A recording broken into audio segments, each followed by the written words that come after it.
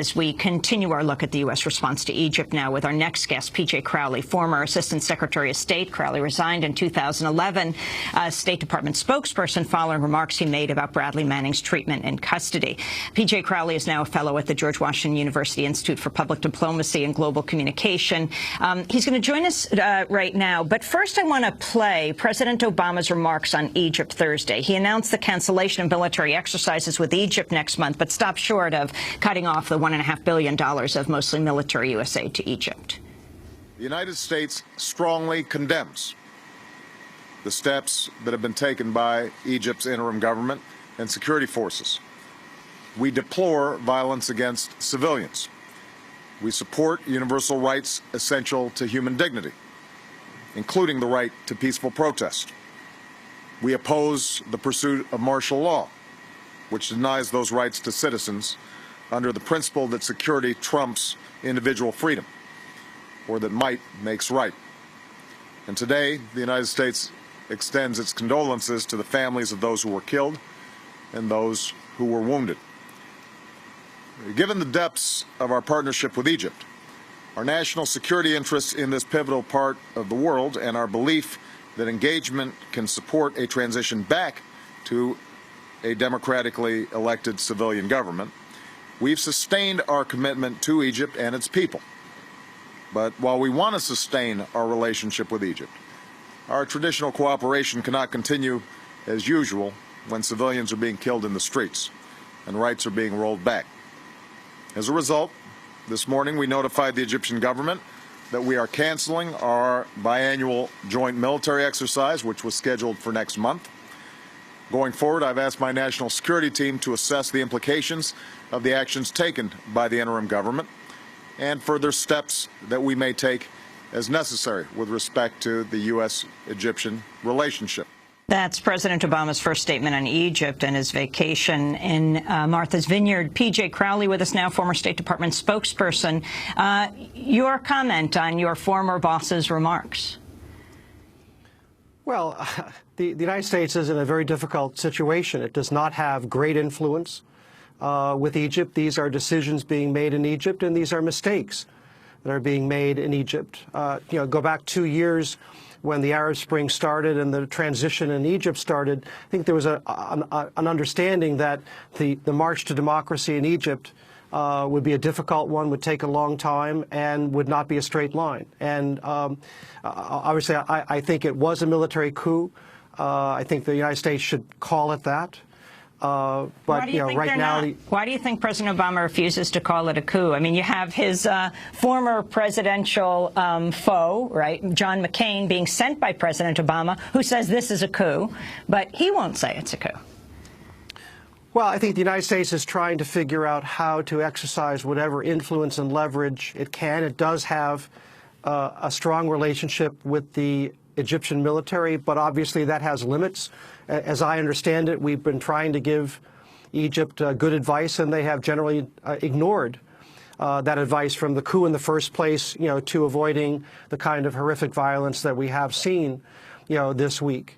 So I think the calculation, I understand the logic of it, whether you agree or not, is that maintaining this open line of communication, because obviously you have to work to the end game back. The objective here is to get back to civilian rule and to an inclusive democracy that is deeper than we saw during the Morsi government. That's a difficult task, and obviously days like we've seen this week make that task even more challenging than it was to begin with. But, P.J. Crowley, when you say that the influence of the United States is limited, I go back to the issue that I raised to Sharif Abdel-Quddus. The size of the U.S. aid to the Egyptian military is so huge that clearly our government's saying we're going to cut off this aid unless you change the way you're dealing with the transition to democracy would have a big impact, wouldn't it, on the Egyptian military?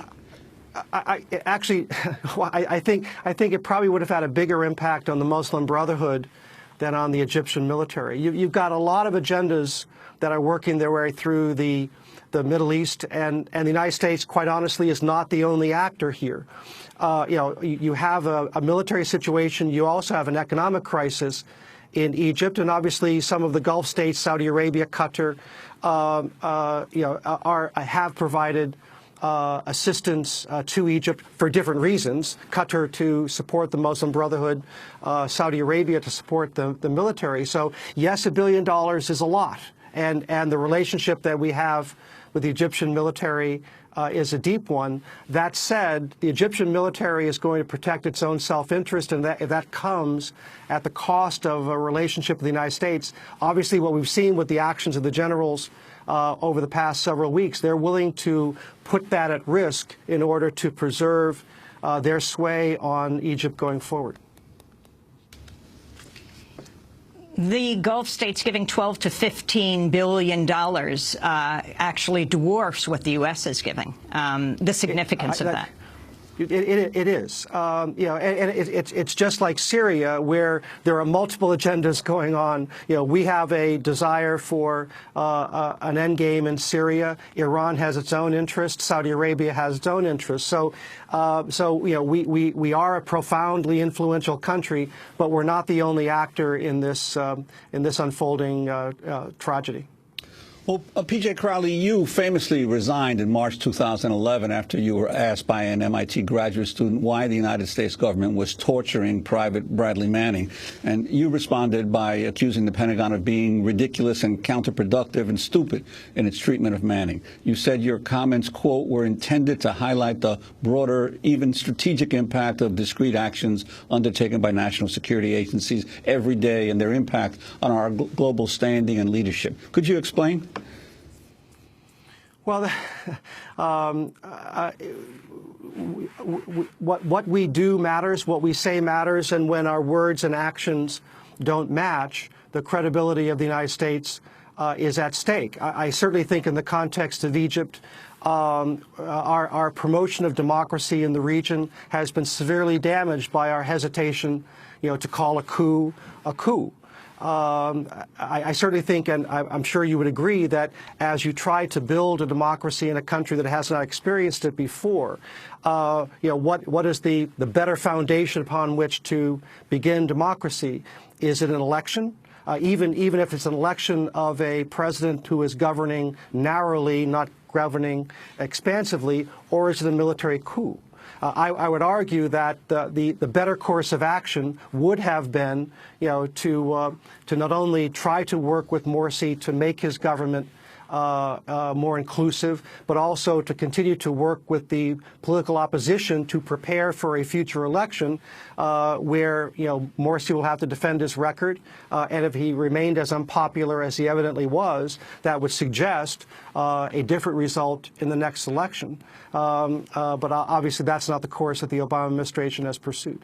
Well, P.J. Crowley, in fairness, that's not the course that the Egyptian military has pursued, and obviously the Obama administration has decided to work within what has happened within Egypt rather than calling it a coup. But switching to the issue of Bradley Manning, also very important right now. We're at this point in the sentencing phase of the trial. The court will resume today at Fort Meade, Maryland. I wanted to go to President Obama defending the military's treatment of Bradley Manning. With respect to Private Manning, I have actually asked the Pentagon whether or not the procedures that have been taken in terms of his confinement are appropriate and are meeting our basic standards. They assure me that they are. I can't go into details about some of their concerns, but some of this has to do with Private Manning's safety as well. Can you talk about this? It's the reason you were forced to leave the State Department. Do you regret your comments, or do you feel that they were appropriate given how Bradley Manning was treated, being stripped naked at night, etc.?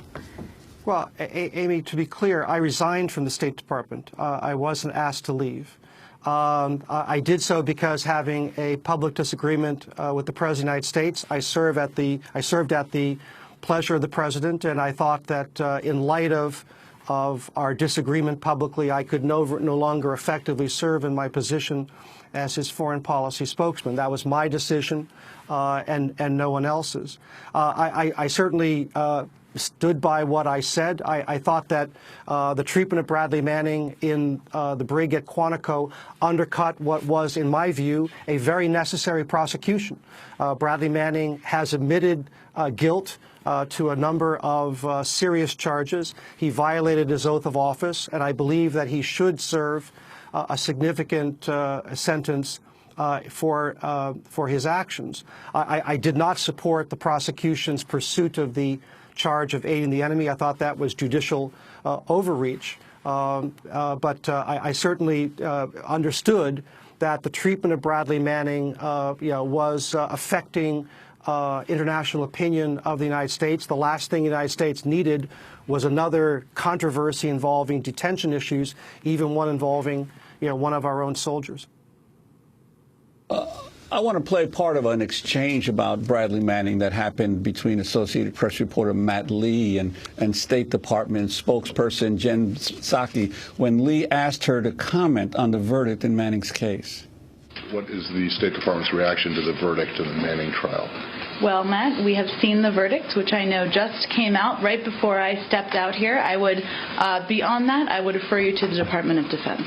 Well, no further comment from here. For the entire trial, this building had said that it wouldn't comment because it was pending. It was a pending case. And now that it's over, you say you're still not going to comment? That's correct. I would refer you to the Department of Defense. Okay, can I just ask why? Because the Department of Defense has been the point agency through these were State Department cables, exactly.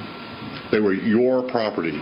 State Department employees. We just don't have any further comment. I know the verdict just came out. I don't have anything more for you. Well, does that mean that are you working on a comment? Are you gratified that I this don't theft expect of your so, Matt, material? but if we have anything more to say, I promise everybody in this room, and then some will have it. Okay, I'm a little bit surprised that you don't have any comment considering the amount of energy and time this building expended on assisting the prosecution. P.J. Crowley, your comment on your former agencies still not being able to present a comment on what on the Bradley Manning case? Well, I don't know what instructions Jen Psaki was given by the legal advisor at the State Department. So I certainly would say, from my vantage point, having gone through the WikiLeaks event at the State Department, is I can tell you that there was damage done to the national interest, and more importantly, there were real lives put at risk because of the release of these diplomatic cables.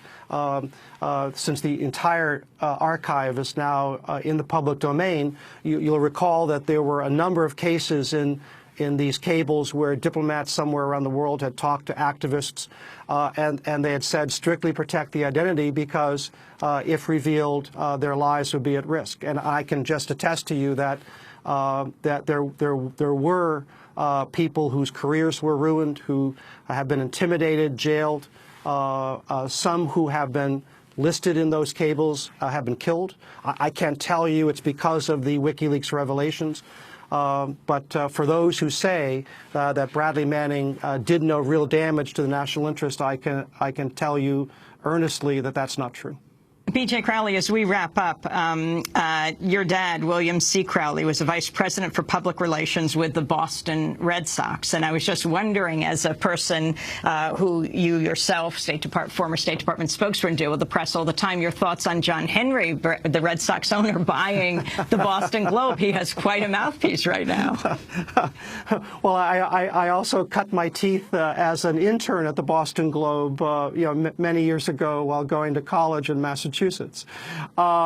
It's very, very interesting. I do think that there's a significant tradition of local ownership of newspapers and understanding their importance to the community. The Boston Globe is a regional paper. It serves all of New England.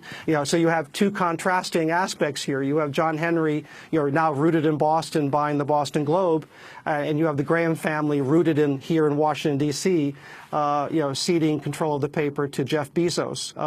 But obviously, I think journalism is important, and having the resources necessary to do the kind of community-based reporting and broader reporting is vitally important to American democracy. Well, I want to thank you very much for being with us. P.J. Crowley, former State Department spokesperson, resigned in 2011 following remarks he made about the inappropriate treatment of Bradley Manning in custody. Now he's a fellow at the George Washington University Institute for Public Diplomacy and